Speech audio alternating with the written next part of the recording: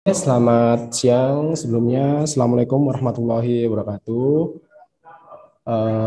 Saya Fajar Wijayanto, di sini selaku sebagai pemateri dari fotografi. Untuk topik human interest dan visual storytelling. Jadi nanti untuk workshopnya lebih cenderung ke materi human interest sesuai dengan lomba yang mau ini dijalankan, sama ada sedikit materi tentang visual storytelling untuk tambahan aja nanti. Karena ini nanti waktunya terbatas, mungkin bisa langsung kita mulai aja.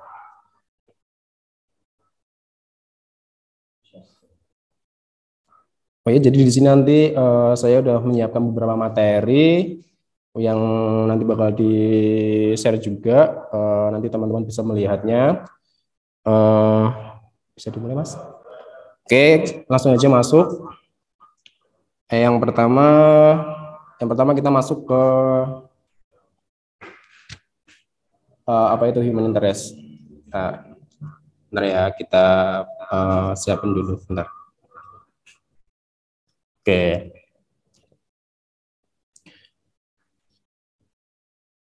kita masuk ke human interest. Jadi mungkin saya rasa teman-teman ini semua pasti udah paham perihal teknis fotografi itu seperti apa. Jadi saya lebih menjelaskan tentang pola pikir bagaimana kita mengerjakan memotret waktu di lapangan itu kayak gitu. Jadi lebih ke pola pikir sama mindsetnya dulu. Jadi yang pertama kita masuk sedikit tentang sejarah dari HI, Human Interest Photography itu sendiri. Jadi Human Interest itu dimulai dari si Dorothea Lange, dia seorang fotografer di Amerika. Dia sebagai seorang jurnalistik fotografer di sana. Terus karyanya itu sempat ramai karena waktu itu ada peristiwa tentang namanya Great Depression. Jadi peristiwa itu di mana di Amerika itu terjadi krisis ekonomi, terus di sana banyak orang yang depresi. Akhirnya si Dorothea Lange ini dia mengabadikan momen itu sehingga ada beberapa lembaga negara yang dia tertarik sama fotonya. Akhirnya dari situ muncullah jurnalistik fotografi yang sekarang lebih diperkecil, ada yang masuk ke arah human interest. Jadi sebenarnya human interest itu indukan dari jurnalistik fotografi seperti itu sendiri. Oke, lanjut. Next slide. Nah, ini salah satu karya dari Dorothea Lange yang sangat booming pada waktu itu pada tahun 1933. Karya ini bernama White Angel Beat Line, seperti itu. Jadi di situ kelihatan seorang bapak-bapak yang sedang depresi, sedang memakai topi dan mereka saling berlawan arah. Ya, itu mungkin salah satu semiotik dari si si bapaknya, si fotografer itu dia mengambil dari kacamata dia. Oke, lanjut, Kak. Nah, menurutku ini bab yang penting juga, definisi dan purpose dari human interest photography itu sendiri. Jadi kita harus tahu pengertiannya dulu sama tujuan human interest photography itu seperti apa. Kalau di sini dituliskan human interest photography itu menunjukkan tentang emosional seseorang maupun kelompok, nah yang bertujuan untuk menarik simpati setiap orang yang melihat. Jadi sebenarnya pengemasan foto itu menarik ketika di dalam foto itu eh, terekam emosional dari si subjek. Gampangnya kalau kita mengandaikan kita melihat suatu gambar atau suatu gambar-gambar yang bersifat emosional itu lebih menarik simpati seseorang. Emosional di sini itu bisa berarti tentang kesedihan dari si subjek, kalau enggak ya emang sukacita dari subjek. Apapun bentuk dari emosional si subjek, ketika itu kerekam secara sempurna, gambar itu bakal terlihat menarik. Beda dengan mood yang seperti orang-orang yang flat, yang diam, itu emang memberikan sebuah gambaran, tapi mungkin kesan-kesan emosional yang kayak tersenyum, sedih, menangis, hal-hal seperti itu yang lebih menarik. Jadi tujuannya emang human interest itu untuk menarik simpati setiap orang yang melihat karya itu. Menurutku ini part yang penting ya. Jadi nanti mungkin ketika teman-teman mau mengambil gambar, hal-hal yang bersifat emosional dari si subjek itu bisa dipertimbangkan untuk dimasukkan ke dalam frame. Karena itu menurut saya sangat menarik. Kita bisa lanjut ke next slide. Nah, di sini ada semacam ungkapan, better photo is more meaningful photo. Nah, maksud saya itu bagaimana foto itu dikatakan menarik. Foto itu bisa dikatakan menarik ketika foto itu memiliki sebuah direct message, sebuah pesan. Jadi orang ketika melihat foto itu dia paham tanpa si fotografer itu menjelaskan apa maksud dari foto ini. Jadi ketika kita melihat sebuah foto itu, oh ternyata dengan cuma melihat katakanlah foto ini dia terlihat sedih gitu dengan beberapa background yang ada di belakangnya untuk menunjang cerita dia seperti itu. Jadi kita lebih bisa membaca sebenarnya foto itu arahnya kemana. Kurang lebih seperti itu. Terus next ini next slide.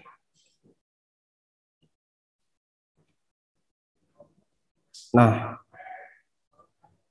di sini ada packaging pengemasan yang sering digunakan untuk para fotografer human interest.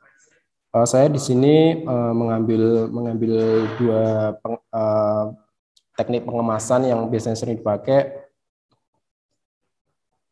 Yang pertama itu potret fotografi. Di slide ini ada Steve McCurry ya, dia itu seorang fotografer juga, fotografer Amerikan, dia seorang fotografer Amerika juga, dia seorang fotografer potret juga. Nah, kenapa para fotografer itu juga mengambil teknik ini untuk menunjang human interest fotografinya mereka?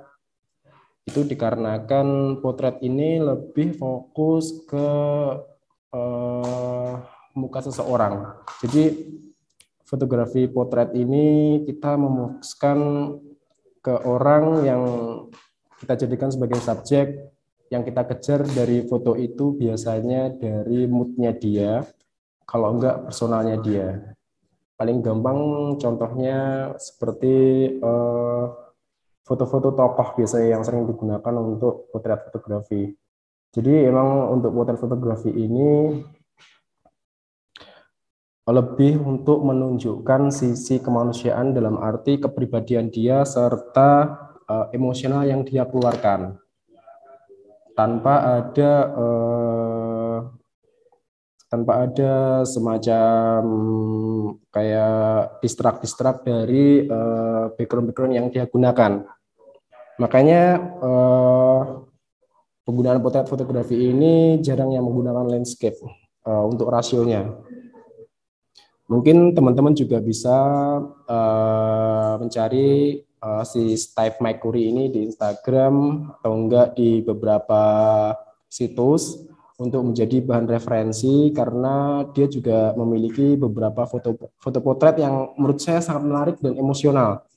Itu. Terus next yang kedua kita pakai street photography. Packaging pengawasan street photography itu ini. Street photography itu pengemasannya seperti ini, kayak semacam aliran fotografi, tapi dia lebih bebas dalam mengekspresikan foto-fotonya. Jadi nggak terpaku sama potret. Makanya biasanya untuk pengemasan street photography ini lebih penggunaan yang lensa-lensa wet, terus yang nggak terkomposisi, tapi di situ memang menceritakan sebuah peristiwa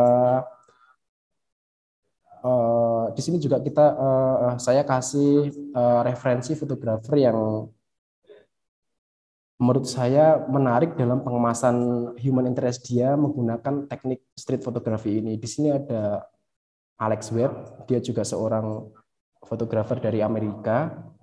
Terus yang kedua ada Alan Saller, dia seorang fotografer dari Inggris juga. Mereka dua sama-sama menggunakan teknik street photography, tapi mereka punya karakter yang berbeda. Mungkin nanti teman-teman juga bisa melihat contoh-contoh dari karya-karya mereka. Menurut saya itu sangat menginspirasi juga. Selain itu juga banyak juga fotografer asal Indonesia yang menurut saya juga menarik seperti kayak Arbain Lambe, terus ada Don Hasman, terus ada beberapa fotografer yang menarik juga seperti Sabara, itu menurut saya juga sangat-sangat menginspirasi. Mungkin nanti teman-teman juga bisa melihat untuk preferensi mereka supaya nanti bisa dijadikan bahan ketika teman-teman mau mengikuti lomba seperti itu. Lanjut, Kak. Terima kasih. Nah, di sini ada how to start it. Jadi bagaimana kita harus memulainya. Menurutku untuk memulai menjalankan hobi fotografi khususnya human interest ini ada 4 step yang menurutku harus dipersiapkan. Satu, yaitu kita harus fokus topiknya dulu nih, Mas. Jadi kita harus tahu sebelum kita berangkat memotret itu kita harus tahu kita mau memotret apa. Jadi emang udah kita persiapkan dulu dari rumah. Terus yang kedua kita baru sebelum kita berangkat memotret kita harus riset dulu. Katakanlah kalau sama kita mau memotret sebuah kebudayaan gitu di suatu tempat. Jadi sebelum kita berangkat ke sana kita harus mempersiapkan sebenarnya keadaannya itu seperti apa, terus nanti kondisinya lingkungan seperti apa, terus sekiranya peralatan apa aja yang perlu kita ambil, yang kita gunakan untuk menunjang pemotretan waktu di sana seperti itu. Jadi riset itu sangat penting sebelum kita memulai memotret human interest. Terus yang ketiga, komunikatif. Seorang fotografer emang dituntut untuk selalu komunikatif sama setiap orang karena human interest selalu berhubungan dengan manusia. Makanya kita sebagai seorang human interest fotografer emang harus lebih pandai untuk berkomunikasi, berwawasan luas sehingga kita mudah untuk berkomunikasi dengan orang-orang baru. Seperti itu.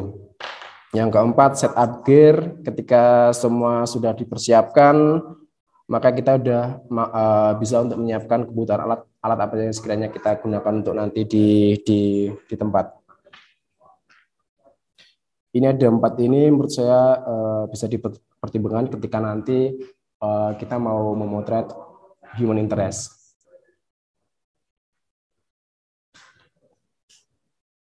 Oke, next slide. Nah, di sini ada daily step untuk seorang fotografer, khususnya juga untuk saya sendiri. Jadi, kenapa saya membagi ini menjadi 3? Menurutku ini juga sangat penting. Di sini ada exposure, komposisi, sama momen.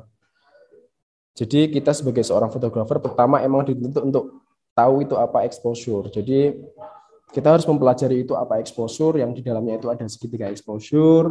Kita harus tahu, kita harus belajar di setiap kondisi. Jadi kita emang harus siap gitu. Kalau katakanlah kita di kondisi gelap atau terang atau minim cahaya dan lain-lain, di kondisi itu kita siap nge-set up gear kita dengan exposure yang menurut kita sesuai gitu. Jadi ketika momen itu berlangsung kita nggak bingung, kita harus benar-benar siap. Ketika kita di step exposure ini kita udah menguasai, kita bisa lanjut ke step komposisi. Jadi step komposisi yang sering diajarkan yang berupa teori seperti rule of third, terus komposisi dead center, simetri, balancing dan lain-lain itu bisa kita pelajari, kita terapkan ketika kita berada di lapangan seperti itu. Jadi sewaktu kita mau memulai sebuah foto, pastikan kita tahu dulu exposure-nya. Kita tahu kita mau bikin gambar ini ke arah mana, gelap atau terang. Habis itu kita harus tahu ini enaknya menggunakan komposisi apa. Nah, ketika semua itu sudah terangkum, baru kita masuk ke momen. Jadi kita benar-benar di step ketiga ini, momen yang dimaksud momen itu, seorang fotografer itu emang dituntut harus satu visioner dan dia tahu prediksi. Jadi yang namanya momen itu nggak bakal terulang kembali. Makanya kita sebagai seorang fotografer itu harus sigap. Jadi kita tahu ini nanti subjek bakal ngapain dan kita di situ harus siap memotret momen itu. Jadi benar-benar dipersiapkan dari awal. Ketiga step ini menurutku sangat penting dan bisa dipelajari per step. Jadi kita harus belajar exposure. Ketika exposure memang udah siap, next ke komposisi. Komposisi udah kita siap, kita belajar, kita mengejar momen seperti itu. Ini untuk yang daily step photographer bisa dipelajari nanti waktu setiap kali teman-teman memotret di lapangan. Sekalian untuk menambah jam terbangnya juga, exposure, komposisi, momen sangat penting poin ini. Next momen. Nah, untuk yang topik human interest photography menurut saya sudah cukup. Kita lanjut ke visual storytelling. Visual storytelling itu sebenarnya tema tambahan yang di sini nggak terlalu banyak. Saya cuma ada 2 poin aja. Nah, yang satu ini, text and photograph can be powerful pair. Jadi tulisan dan seorang fotografer itu akan menjadi sebuah pasangan yang kuat dan itu pasti saling berhubungan gitu. Yang dimaksud di sini itu seorang fotografer itu emang menjadi seorang pencerita yang baik. Jadi ketika dia mengambil sebuah momen tertentu, peristiwa, kejadian atau apapun, di situ dia udah tahu sebenarnya dia mau menceritakan apa. Dan ditunjang dengan hasil foto yang dia keluarkan itu emang sesuai dengan apa yang mau dia ceritakan, seperti itu. Sebenarnya konsep storytelling ini kalau sama kita tinjau ke belakang, storytelling itu berangkat dari dunia perfilman, lebih ke arah naskah sebenarnya. Tapi sekarang sudah mulai dikombin untuk dijadikan sebuah pasangan untuk antara fotografi dan narasi storytelling, seperti itu. Next, Kak. Nah, di sini saya menyiapkan 5 bahan, 5 elemen of storytelling. Jadi gini, storytelling itu menurut saya nggak cukup untuk menurut saya storytelling itu nggak cuma untuk satu foto aja. Jadi sebenarnya storytelling itu bukan sebuah genre fotografi, tapi storytelling itu lebih kayak ke pengemasan sebuah foto. Storytelling nggak cuma dalam satu foto aja sebenarnya. Storytelling itu berkesinambungan antar foto. Karena diperlukan banyak foto untuk menceritakan sebuah peristiwa di dalam sebuah peristiwa itu juga. 5 elemen ini kita kupas satu-satu. Yang pertama, overview. Dalam sebuah kejadian pasti kita memerlukan sebuah frame yang luas, maksudnya dalam arti sudut pandang yang luas untuk mengetahui seperti apa kondisi tempat kejadian itu seperti tempat kejadiannya itu. Terus yang kedua potret. Potret itu lebih fokus ke subjek orangnya. Jadi katakanlah ketika kita udah tahu kondisi tempat dengan sudut pandang luas itu, kita next shootnya kita ada potret shoot si subjek untuk memperkenalkan si subjeknya. Baru nanti ada environmental potret. Nah, environmental potret itu kondisi tempat si subjek itu sedang melakukan aktivitasnya. Jadi setiap frame itu saling berhubungan. Nah, yang keempat ini ada details. Jadi details ini untuk menunjukkan si subjek ini sedang mengerjakan apa, seperti itu. Jadi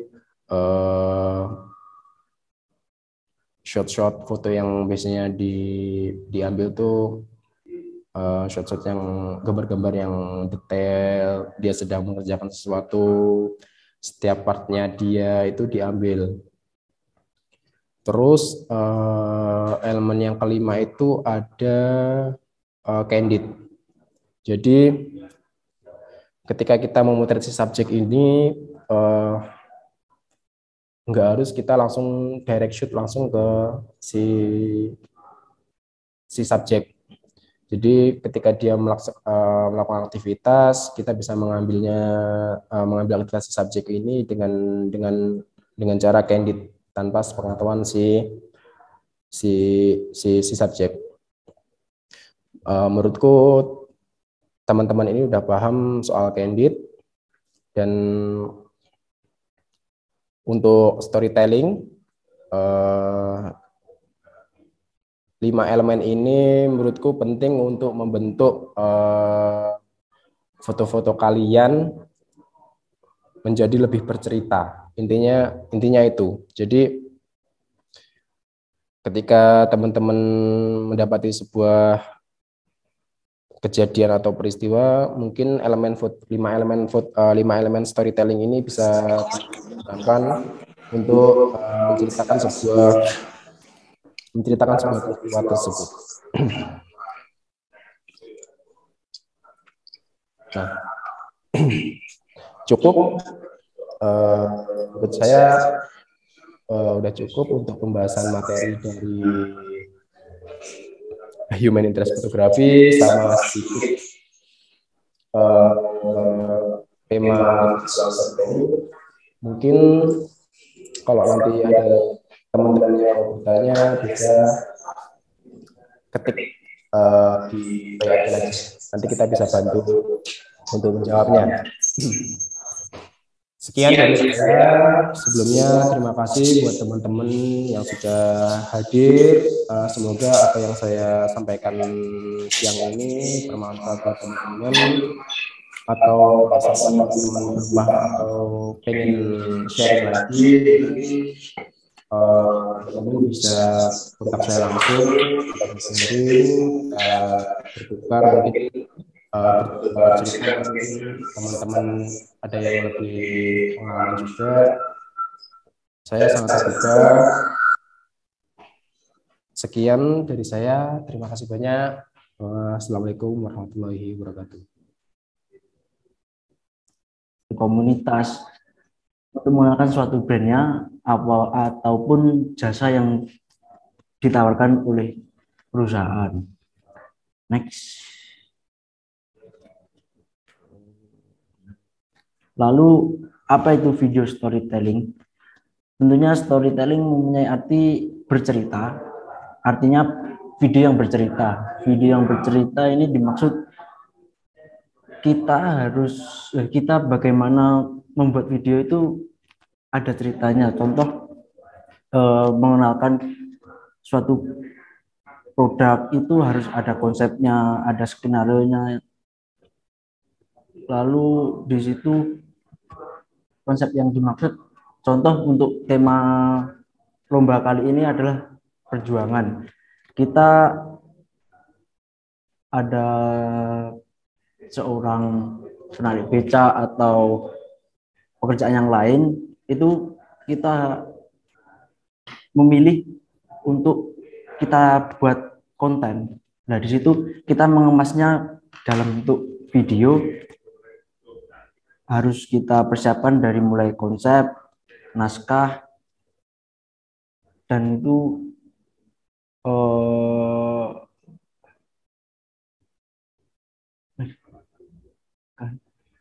dan itu harus diambil sudut pandang yang menarik, bukan hanya sekedar oh dia itu bekerja sebagai penarik beca atau yang sebagainya. Lanjut.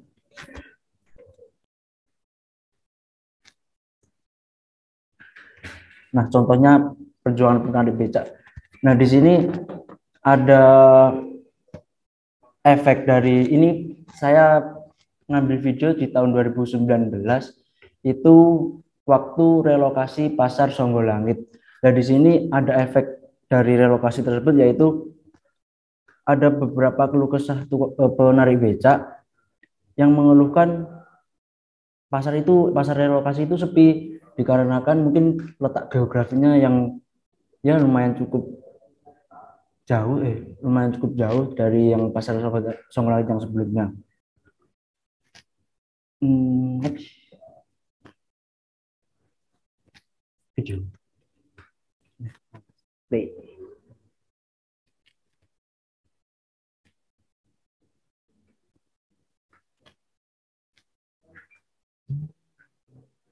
Boten saged ngopi, lah boten ada. Sumpah kok. Rokok mana wong ngingeti jinan ngeten iki kok.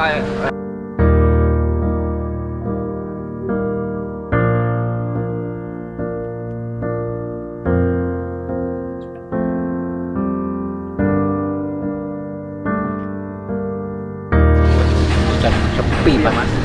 Esuk niku dibicara sebelas jam 12 namung pisan tok. Ngeten iki wiwit jam 12 wis direnari ngeten iki.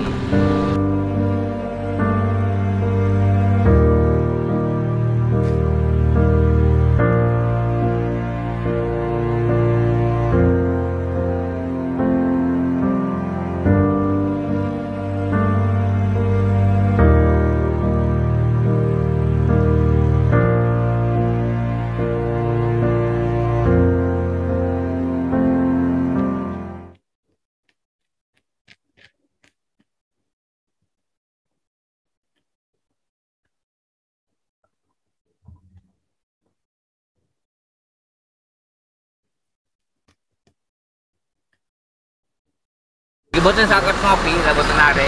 Sumpah kok. Rokok mana wong ngingeti. Next slide, Mas. Efeknya berarti.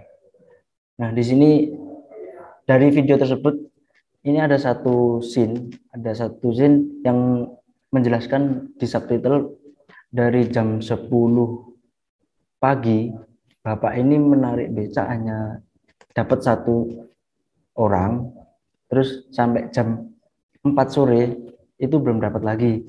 Nah, ini keterangannya jam 12 itu adalah waktu dia datang dari ambil orderan yang pertama tadi. Next.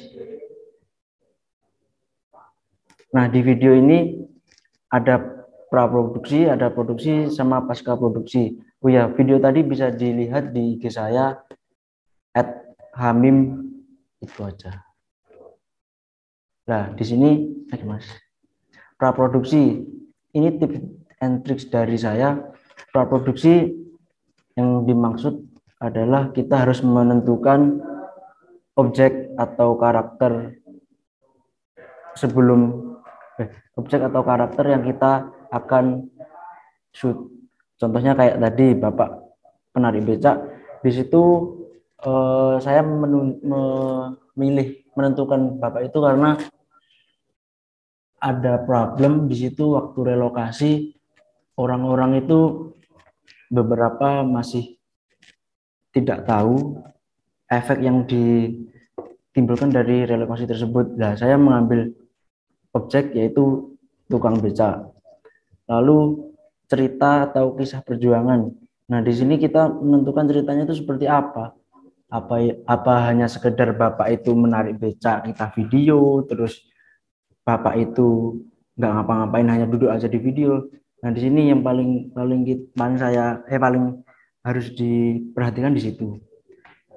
Lalu pertanyaan-pertanyaan itu untuk memperkuat visual kalian. Contohnya di dialog nanti ada interaksi antar kita sama bapaknya. Lah, bagaimana kita harus membangun suasana itu semakin hangat untuk untuk mencairkan suasana itu kita harus menyusun pertanyaan sebelum berangkat. Lalu untuk audio.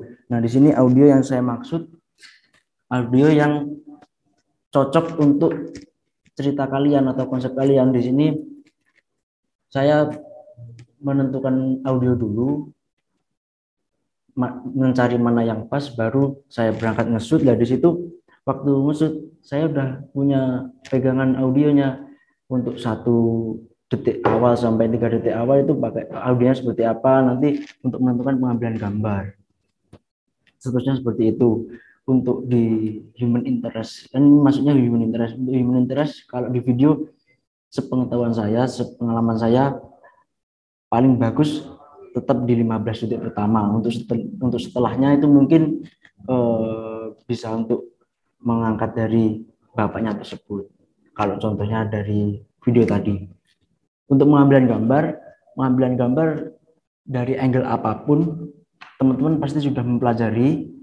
Nah, diusahakan kalau saran saya, angle kamera kalau bisa jangan mainstream, maksudnya sejauh mata memandang itu masih bisa, jangan di shoot. Kalau bisa pakai telegestalt, apa pakai frog eye, bird eye kayak gitu. Kalau bird eye mungkin harus memakai drone, karena kalau selagi kita bisa melihat mata itu mungkin orang menilai masih videonya itu belum ada seninya di situ mungkin. Lanjut. Nah, ini pengambilan gambar, contoh pengambilan gambar low eye, terus gestalt sama medium eye itu seperti ini. Nah, di sini kan kita kalau sejauh mata memandang jarang kan melihat orang dari bawah, orang dari gestalt itu dari sela-sela visual yang lain. Apalagi kita harus mendekat ke orang kan, ke wajah orang itu kan jarang. Nah, makanya kita harus memvisualkan apa yang sejauh mata memandang itu hampir belum pernah dilakukan. Lanjut. Nah, di produksi eksekusi konsep atau cerita, di sini kita sudah menentukan kan itu objek apa yang diambil, lalu pengambilan gambar yang seperti apa, audio yang seperti apa. Nah, itu eksekusinya di produksi kita harus menyiapkan kamera, boleh HP. Sekarang HP sama kamera mungkin hampir sama, karena platform yang sekarang dibawakan dengan alat apapun menurut saya masih oke. Ada kalau HP potret lewat Reels bisa, TikTok bisa, kalau untuk landscape bisa lewat kamera itu untuk IGTV, untuk YouTube seperti itu. Nah, ini yang kedua eksplorasi yaitu kita kan mencari momen, bukan menciptakan momen. Kalau bisa kita harus pandai-pandai, harus mengerti celahnya lah, mengeksplorasi dari pengambilan gambar itu. Soalnya di lapangan mungkin kita sudah merencanakan seperti ini, ternyata di lapangan berbeda dengan kenyataan, dengan prediksi kita lah. Kita harus eksplorasi di situ. Tiba-tiba ada momen yang bagus, kita shoot itu. Nah, yang ketiga adalah momentum. Momentum yang saya maksud, kita harus bisa memilih ini momen yang kita shoot itu harus seperti apa.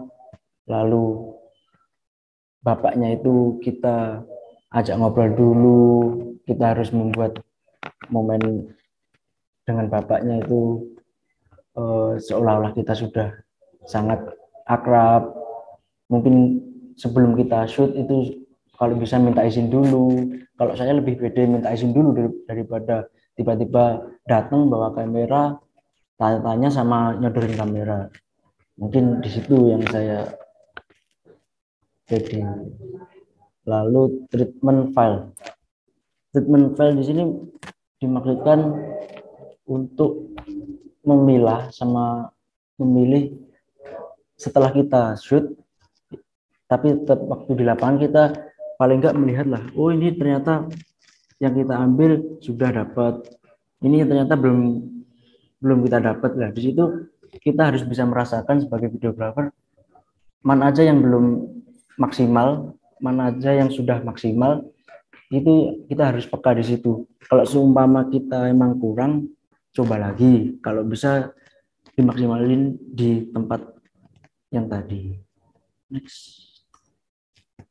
Pasca produksi.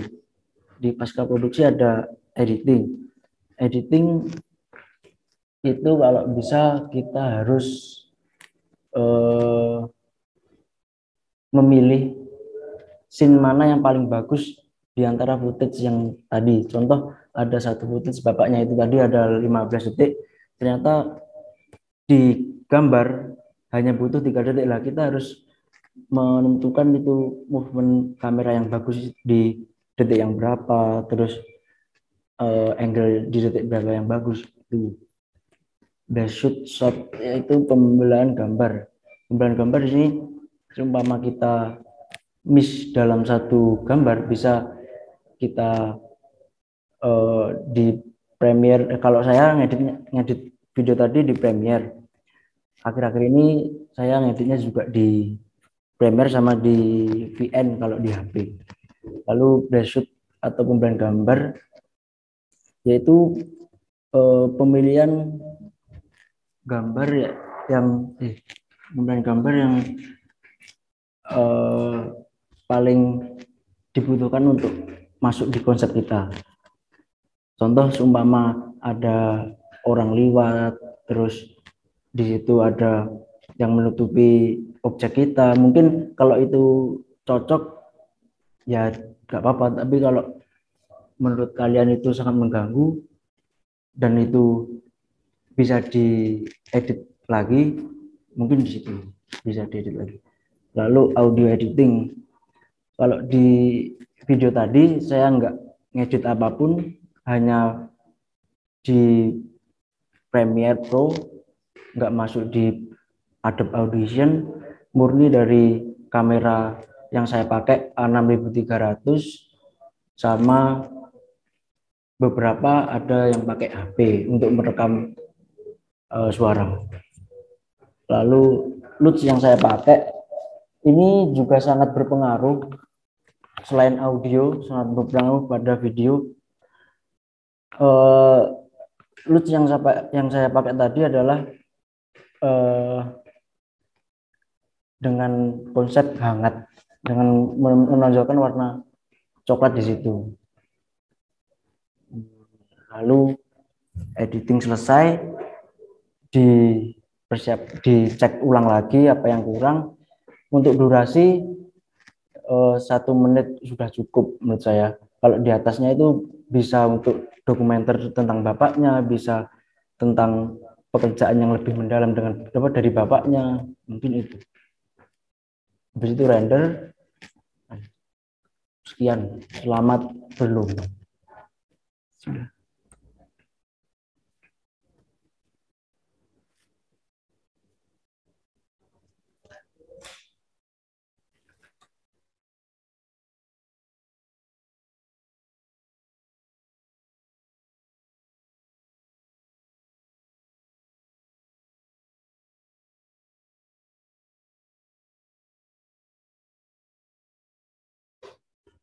Oke, sudah Kak?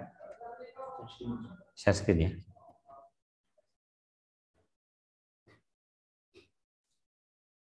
Oke, assalamualaikum, selamat siang, ketemu lagi teman-teman. Tadi di awal acara kita sudah ketemu dan kita tadi juga sudah dapat materi yang saya kira sangat luar biasa dari Kak Fajar dan juga Kak Kamim. Teman-teman boleh banget kalau mau mungkin tanya-tanya secara langsung, secara personal, atau kepo dengan karya-karya yang sudah pernah dibikin sama Kak Fajar atau Kak Kamim, bisa cek Instagram mereka masing-masing ya, di @wijafajar, betul ya Kak? Wijafajar, sama di @kamim pakai QAMIM. Jadi mungkin teman-teman bisa lebih banyak melihat karya-karya yang pernah mereka buat seperti apa. Nah, di sesi materi yang ketiga ini saya akan sharing sama teman-teman khususnya terkait dengan desain grafis. Ya, karena salah satu materi lombanya adalah desain poster, atau istilah kerennya kalau di Instagram sekarang namanya karusel gitu ya, majalah yang ada di Instagram. Oke, kakak boleh bisa dibantu share materinya? Sudah ya? Nah, gimana sih caranya bikin konten yang storytelling gitu ya, dalam rangka kalau di lomba kali ini ngangkat cerita pahlawan perubahan. Tadi sengaja memang Kak Fajar dan juga Kak Kamim ini secara spesifik materinya lebih ke yang namanya human interest. Jadi memang kalau kira-kira ngangkat konten tentang cerita pahlawan perubahan, itu jenis foto atau jenis video yang dihasilkan nantinya memang jenisnya adalah human interest. Jadi foto atau video yang berfokus ke orang, bukan lanskap alam, bukan landscape kota gitu ya, bukan makanan, tapi lebih ke orangnya, lebih ke figurnya. Makanya tadi ada tips-tips yang sudah Kak Fajar beri, Kak Kamim juga kasih, misalnya supaya kita lebih fokus ke orangnya, nggak ada gambar orang-orang lain yang mengganggu, kita fokus ke satu orang atau ke tokoh utama yang pengen kita angkat atau pengen teman-teman angkat sebagai seorang pahlawan perubahan. Nah, sebelum itu kenalan dulu ya teman-teman. Next kakak boleh di slide berikutnya, kenalan dulu siapa sih saya sebenarnya. Saya sebenarnya malah kuliah bukan di desain. Kalau Kak Fajar sama Kak Kamim ini kuliahnya kalau nggak salah dulu malah spesifik banget memang di desain komunikasi dan media gitu ya. Baik itu jurusannya atau bahkan kampusnya. Nah, saya ini jebolan otodidak. Saya baru mendalami dunia desain grafis itu sejak tahun 2016-an dan mulai bekerja, mulai dibayar dari mendesain itu kurang lebih mulai tahun 2018 sampai hari ini. Nggak tahu nanti sampai kapan. Next kakak. Ini sekedar apa ya? Sekedar supaya teman-teman tahu aja, saya selain bekerja, keahlian saya di bidang desain juga saya gunakan untuk beberapa organisasi yang saya aktif di dalamnya, seperti kalau di Ponorogo di Yayasan Reok Ponorogo, kemudian di HIPMI Ponorogo, dan juga di salah satu organisasi saya di Jawa Timur, yaitu di PCMI atau Purna Caraka Muda Indonesia Jawa Timur. Jadi saya emang selalu kebagian di humas, informasi, dan semacamnya, karena emang tukang desain gitu ya. Next Kak. Sekilas aja beberapa hal yang biasa saya buat, mulai dari logo, kemudian next Kak. Ada juga majalah, buku, guidebook dan lain sebagainya. Selanjutnya ada apa namanya materi-materi publikasi ya, kayak banner, billboard, brosur, mungkin kartu member restoran dan sebagainya. Jadi selama ini memang saya membuat berbagai macam produk desain untuk mulai dari organisasi, perusahaan yang bergerak di bidang jasa usaha makanan minuman ya, kayak restoran, kafe, warung-warung kopi anak muda, terus sampai ke toko elektronik, sampai ke kampus, bahkan personal. Jadi macam-macam. Saya juga bantu beberapa UMKM di Ponorogo dan luar Ponorogo untuk bikin beberapa desain packaging gitu ya. Jadi memang masih agak hangabei istilahnya, ngapih-ngapih semua jenis kebutuhan desain gitu. Dan juga yang paling penting adalah sosmed. Ini paling banyak porsinya, sehingga saya nanti di sesi kali ini juga akan sharing gimana tips-tips bikin konten visual yang tidak bergerak ya, Kalau Kak Kamim tadi video, kalau Kak Fajar tadi udah sharing tentang foto, benar-benar foto. Kalau saya nanti akan sharing bagaimana sih kombinasi, memanipulasi foto dengan tulisan, dengan warna, dengan efek, sehingga menjadi karya visual yang baru yang namanya adalah desain. Ini adalah beberapa contoh institusi, perusahaan, atau bahkan beberapa di antaranya logonya saya yang membuat. Nah, basic dari mendesain itu adalah mengubah yang hampa jadi bermakna.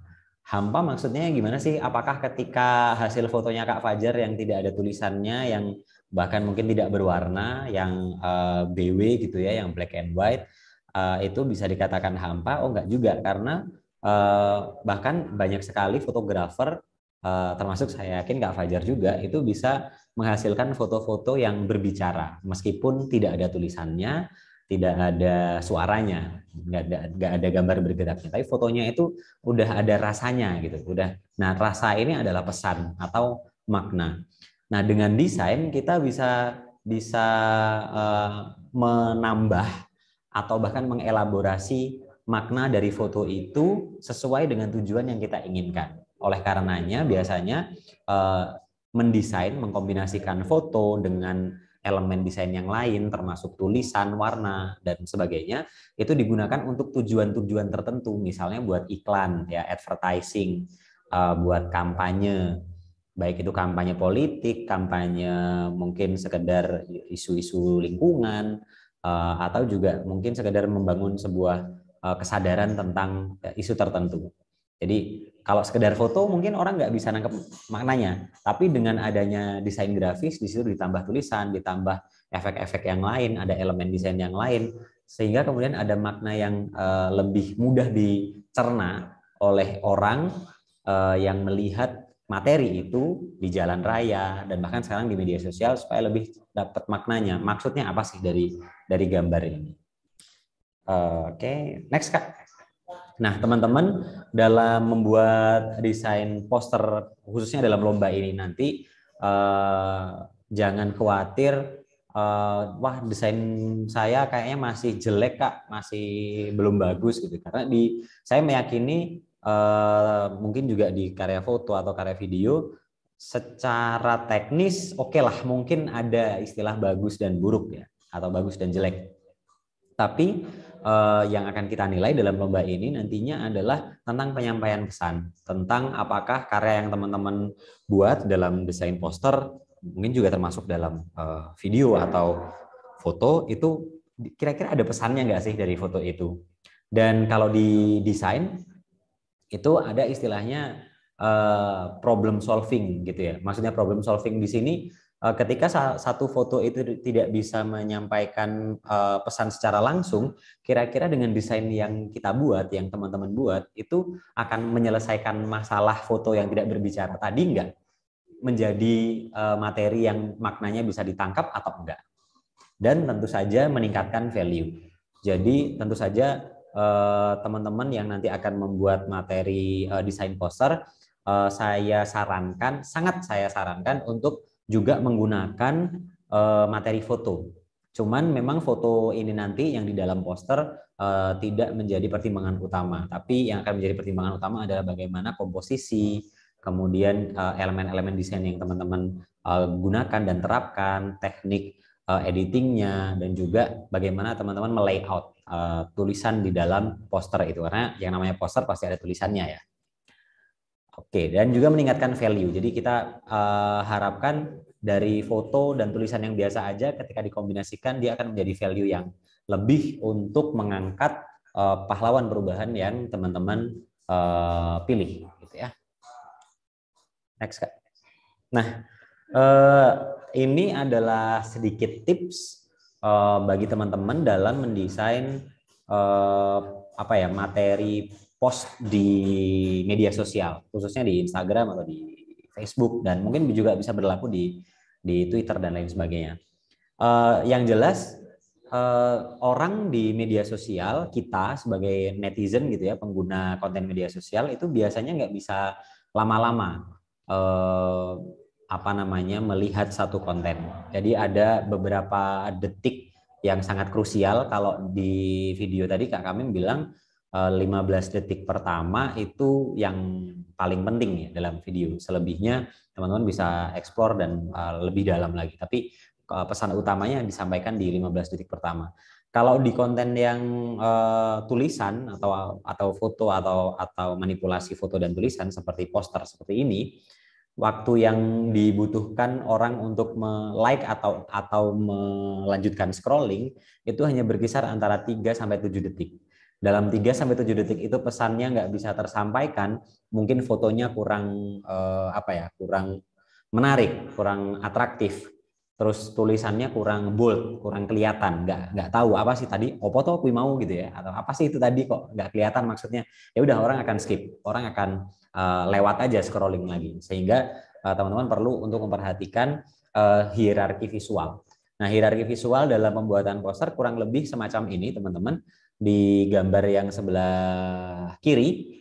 Nah, di situ ada you will read this first. Nah, di situ adalah satu elemen yang orang atau kita sebagai netizen pengguna media sosial akan baca itu pertama kali. Dia yang ada di tengah, dia yang porsinya paling besar, dia yang bold. Jadi kalau teman-teman nanti ingin membuat judul gitu ya, atau apa istilahnya, heading gitu ya, itu kasih aja tulisan yang clear ya, jenis fontnya yang mudah dibaca, dan kalau bisa bold, dan juga dia porsinya paling besar supaya atraktif gitu ya, supaya menarik perhatian orang, langsung ngeh, oh apa sih judulnya gitu, apa sih judulnya. Dan judul ini diusahakan sih jangan panjang-panjang, mungkin karakternya ya kurang lebih segini ini, mungkin ada sekitar 15 sampai 20-an karakter ya yang dipakai, tergantung ukuran dan juga jenis font yang teman-teman pakai. Yang kedua, and then you will read this ya, di bawahnya itu adalah istilahnya mungkin subjudul ya. Kalau yang paling besar tadi judul atau title, kemudian yang kedua adalah subjudul atau subtitle. Di situ teman-teman bisa memasukkan kalimat penjelas dari judul. Jadi kadang-kadang kita pengen kalau nulis ya, misalnya teman-teman yang suka nulis, kita tuh pengen nulis judul yang sejelas mungkin, tapi terlalu panjang. Nah, itu dihindari. Usahakan untuk naruh judulnya itu sepadat dan sesingkat mungkin. Kemudian kalau memang ada hal yang harus dijelaskan, kita taruh di subtitle atau di subjudul, di bawahnya judul. And then you will read this. Yang ketiga, ada di bawah sendiri, then this one, ya, yang ketiga, itu dalam visual hierarki memang hal yang penting tapi tidak sangat penting. Misalnya apa sih yang ditaruh di situ?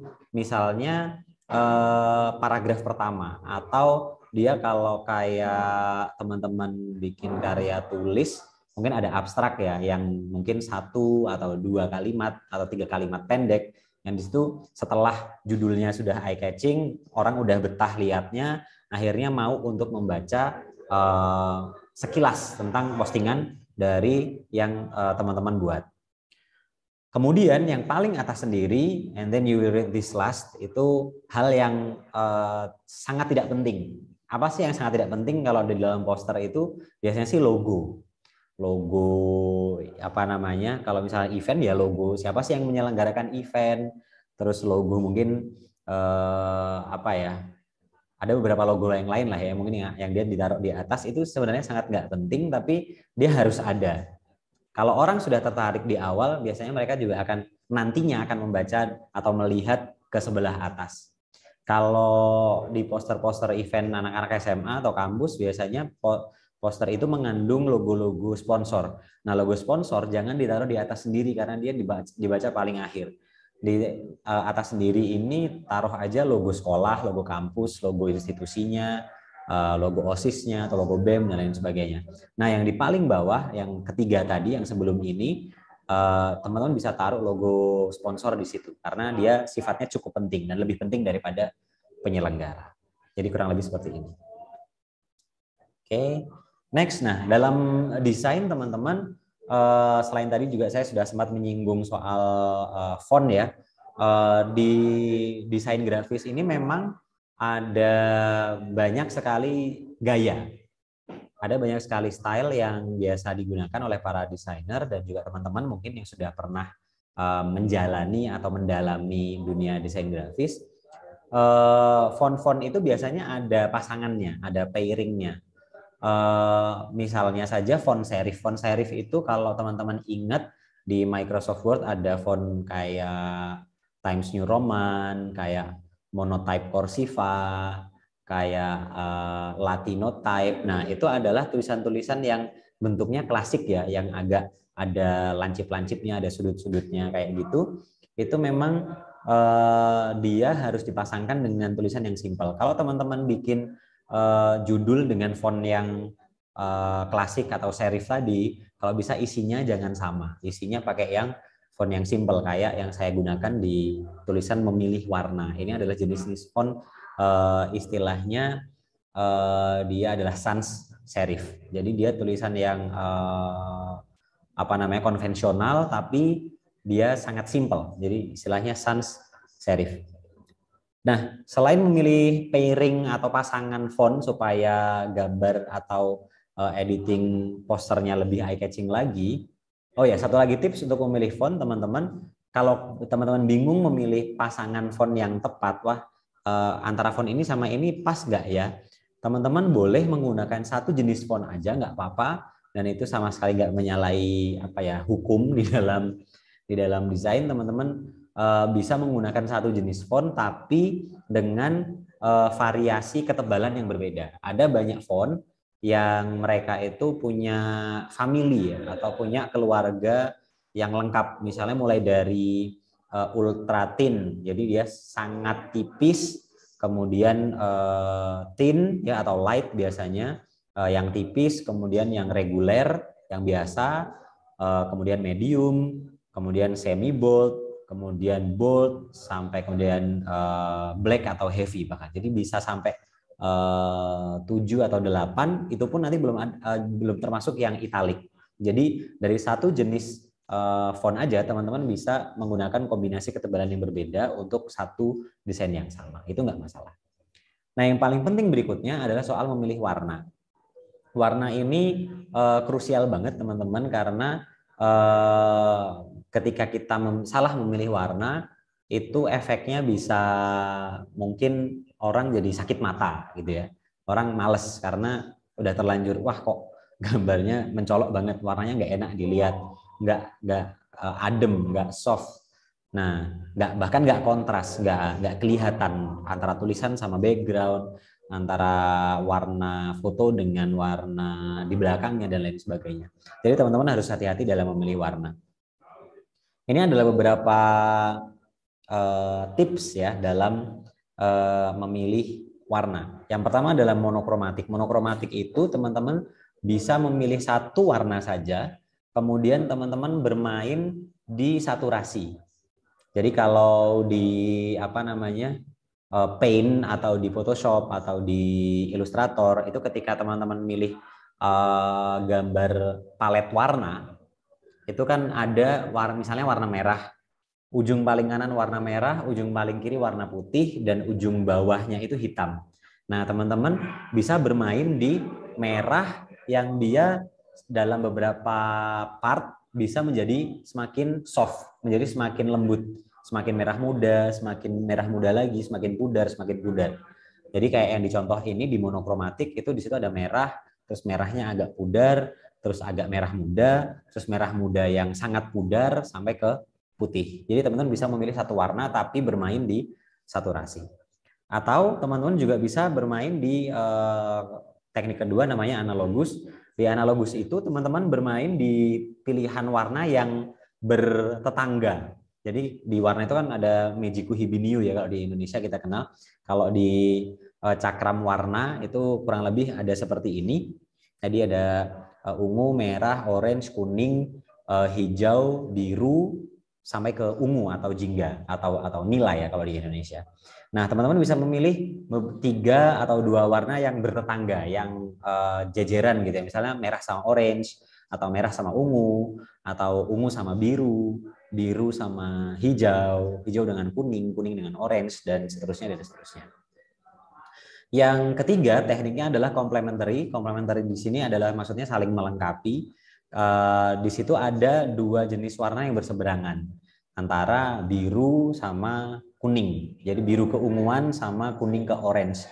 Itu mereka di cakram warna itu tempatnya benar-benar berseberangan, bukan tetangga, dan sama sekali nggak ada unsur warna yang sama. Jadi teman-teman bisa memilih pilihan warna yang benar-benar berseberangan untuk dipakai bersamaan.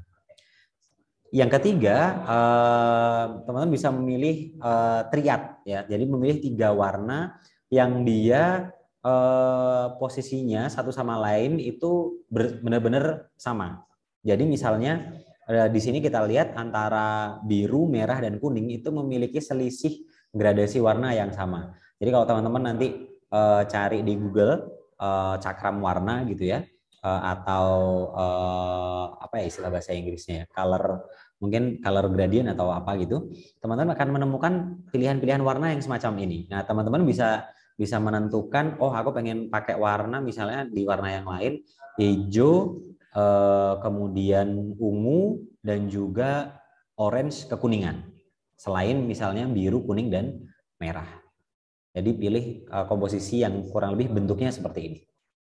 Nah, kemudian yang kelima ada split complementary. Jadi ini sama dengan complementary tadi, tapi dia lebih dari 2 warna yang diambil. Jadi 2 warna masing-masing yang bertetangga, kemudian diambil 2 warna lain yang berseberangan. Ini namanya split complementary.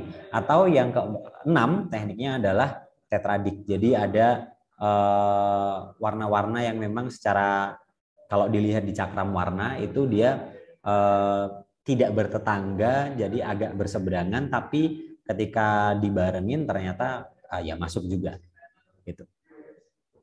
Nah, mungkin sebelum slide selanjutnya Kak boleh dibantu untuk buka Instagram, mungkin bisa kasih lihat ke teman-teman salah satu contoh ya dalam membuat desain poster karusel gitu ya, yang bisa menjadi referensi buat teman-teman dalam mengangkat cerita pahlawan perubahan. Nah, ini bisa dibuka di Google Chrome, Kak. Google Chrome tadi di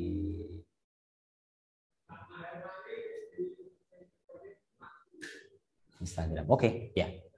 Nah, di situ ada salah satu konten yang pernah saya buat di Instagram @reokmax ya. Boleh sambil di swipe ke kanan nggak? Nah, jadi biar kelihatan, teman-teman bisa lihat sendiri di HP-nya masing-masing di @reokmax. Gimana sih cara menuangkan informasi atau narasi ya, tulisan yang tepat gitu di dalam desain poster atau kalau istilahnya di Instagram karusel. Jadi nanti teman-teman yang membuat atau ikut lomba desain poster, saya harapkan kurang lebih konten yang teman-teman buat adalah semacam ini.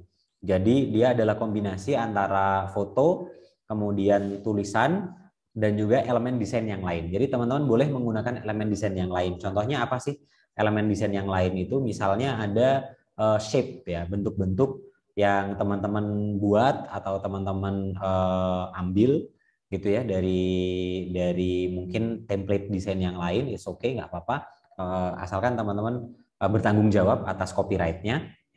Nah, teman-teman bisa taruh elemen-elemen desain itu di dalam desain poster yang akan teman-teman buat nanti. Jadi biar nggak hanya foto dan juga tulisan. Nah, mungkin bisa digeser ke slide pertama, Kak. Nah, ini contohnya ya. Contohnya adalah dalam foto ini saya mengambil foto dari Pak Presiden Jokowi. Kemudian nah ini bagusnya ketika kita pakai foto yang dihasilkan oleh fotografer yang dia udah handal ya, dia udah luar biasa. Jadi kita bisa memanfaatkan foto itu secara maksimal. Oh, ternyata ada ruang kosong. Oh, ternyata ada ruang yang kita bisa pakai itu untuk tulisan. Oh, ternyata angle fotonya Pak Jokowi ini bisa bahkan kita crop, kita potong supaya hanya figur Pak Jokowinya aja yang kelihatan. Nah, nanti di desain poster pun teman-teman juga silakan berkreasi dalam foto itu tulisannya mau ditaruh di sebelah mana ya, atau wajah orangnya, wajah si pahlawan perubahan ini mau ditaruh di sebelah mana ya, itu silakan berkreasi. Di swipe Kak, coba di halaman berikutnya. Oke, nah di situ lagi-lagi fotografer sudah sangat luar biasa dalam mengambil komposisi gambar, sehingga saya nggak masalah ketika butuh menggunakan foto itu supaya sampingnya ada tulisan yang saya masukkan untuk menjadi tempat informasi atau narasi dari konten yang saya buat. Di situ saya taruh satu paragraf dan juga awalan dari infografis kalau di situ ya. Coba di slide berikutnya Kak. Nah, di sini masih bagian dari infografis. Jadi teman-teman dalam mendesain nanti juga boleh banget setelah ada satu foto yang jadi latar belakang atau jadi main objek gitu ya, objek utama dari desain itu, teman-teman bisa menaruh objek-objek foto yang lain di dalam desain poster itu sesuai dengan kreativitas dan juga konsep dari konten yang teman-teman buat. Seperti yang misalnya saya buat di konten Reok Max ini, saya masukkan beberapa poin infografis yang butuh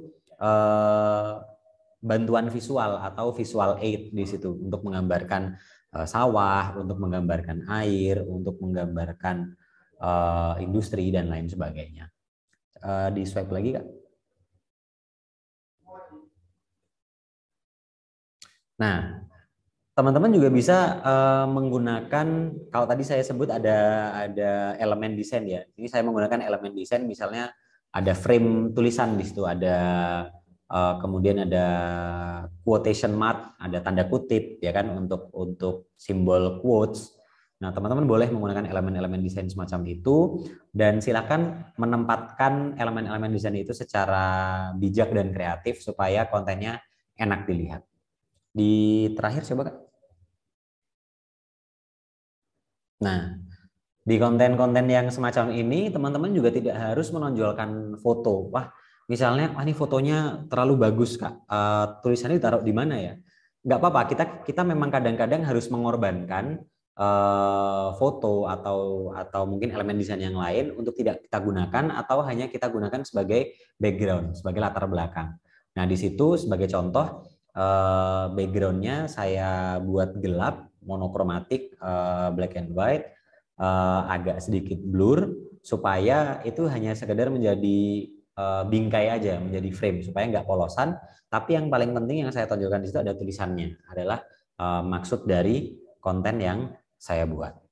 Jadi teman-teman bisa mengambil ini sebagai contoh kecil ya. Teman-teman juga bisa mencari referensi yang lain, masih ada cukup waktu sampai tanggal 10 nanti untuk bisa ketemu konsep yang bagus ya. Balik ke materi, Kak, tolong dibantu. Nah, teman-teman dalam membuat materi desain yang paling penting kan adalah kreativitas ya. Jadi teman-teman harus membuat sesuatu yang baru, jangan plagiat, yang kalau bisa idenya betul-betul orisinil, atau kalaupun teman-teman terinspirasi dari desain yang lain, it's okay, nggak masalah. Yang jelas jangan sampai copy paste, jangan sampai betul-betul menjiplak 100%. Jadi silahkan amati, tiru dan modifikasi cara-caranya, penempatannya, jenis font yang digunakan, tapi cobalah untuk menjaga keaslian atau orisinalitas ide. Inti dari desain adalah menciptakan sesuatu yang baru, creation of innovation. Jadi teman-teman harus membuat sesuatu yang baru dari kompilasi foto, tulisan yang teman-teman buat, dan juga pesan yang ingin teman-teman sampaikan.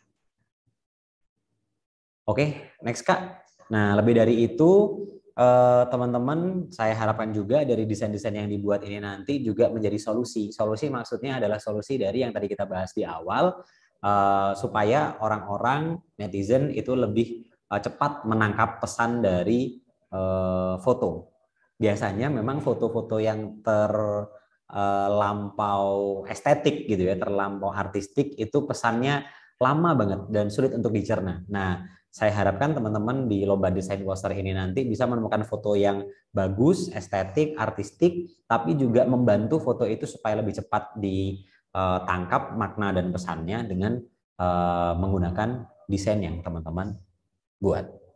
Oke, terima kasih banyak buat teman-teman yang sudah mengikuti materi kali ini. Mungkin Kak bisa dicek di kolom Q&A apakah ada yang tanya. Kalau nggak ada yang tanya nggak apa-apa, nanti kita share lagi materi ini di Instagram dan juga YouTube DPD Partai Nasdem. Dan saya kira Kak Fajar dan juga Kak Kamim terbuka kalau ada teman-teman yang pengen tanya-tanya dan berguru, tapi nanti kalau mungkin teman-teman yang menang ya dikasih lah. Kalau udah tanya-tanya ya sama Kak Fajar dan juga Kak Kamim. Saya sekaligus menutup workshop kali ini. Saya mengucapkan terima kasih banyak kepada Kak Fajar. Terima kasih Kak Fajar. Terima kasih juga Kak Kamim sudah hadir dan juga sharing ilmu pengalaman buat teman-teman khususnya calon peserta lomba konten kreatif 1 Dekade Partai Nasdem. Konten ini masih bisa disaksikan di channel YouTube dan juga akan kita reproduksi di akun Instagram DPD Nasdem Ponorogo. Dan jangan lupa deadline pengumpulan karyanya adalah tanggal 10 November malam. Ya, dilihat lagi ketentuan-ketentuannya daripada saya harus menjelaskan panjang lebar lagi. Silakan cek di DPD Nasdem Ponorogo, ketentuan-ketentuan lombanya secara detail ada di situ. Selamat berkarya, selamat berlomba, sampai jumpa di tanggal 11. Semoga teman-teman juara dan juga mendapatkan hadiah-hadiah menarik yang sudah kita siapkan. Terima kasih. Wassalamualaikum warahmatullahi wabarakatuh. Selamat sore, sampai jumpa.